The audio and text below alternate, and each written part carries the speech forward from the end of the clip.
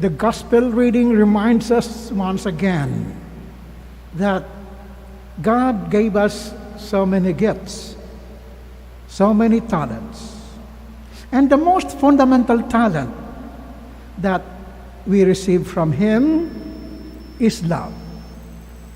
In the first reading, it was already given to us, explained to us by Paul in his letter to the Thessalonians, that we have to live this, exercise love for the sake of the other, not love for our own sake.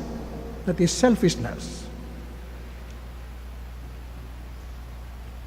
The problem probably lies in the fact that we haven't discovered this talent deep-seatedly given to us because we are always looking for that outside of ourselves.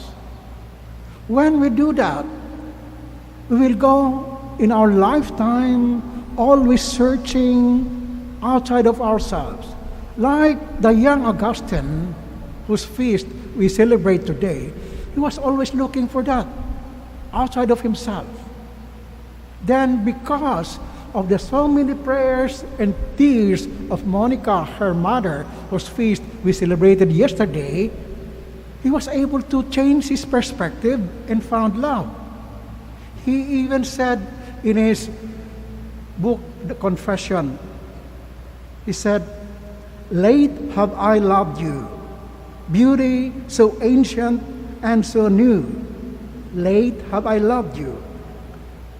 Although he was late in his being converted towards God, nonetheless, because of that reality that he was possessed by the love of God, he produced so many things. He wrote so many things.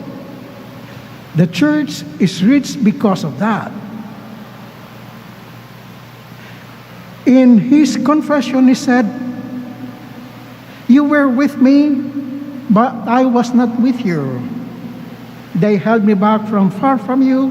Those things which would have not been, were they not in you?" He was always distracted during his early years by so many things apparently beautiful, but because of his conversion, he was able to discover his own talent and produce more for the sake of the church. When we search for love outside of ourselves and not discover the giftedness that we are because we are loved by God, then we will always be scattering, not creating something to produce, to project and to reflect the glory of God. Augustine talks about that light.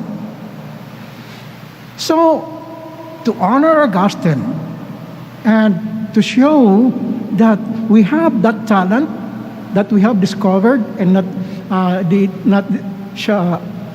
hiding it underground, we have to exercise that talent, the fundamental talent given to us.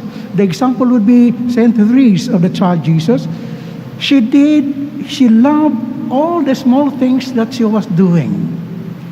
In our lifetime, like Augustine, when we are converted, even though we are late in our lives, if we practice that talent of love and share that with others, we will always reflect God's glory because it comes from deep within ourselves where we fundamentally God dwelling in us, and the expression of that is love, sacrifice for the sake of the kingdom of God.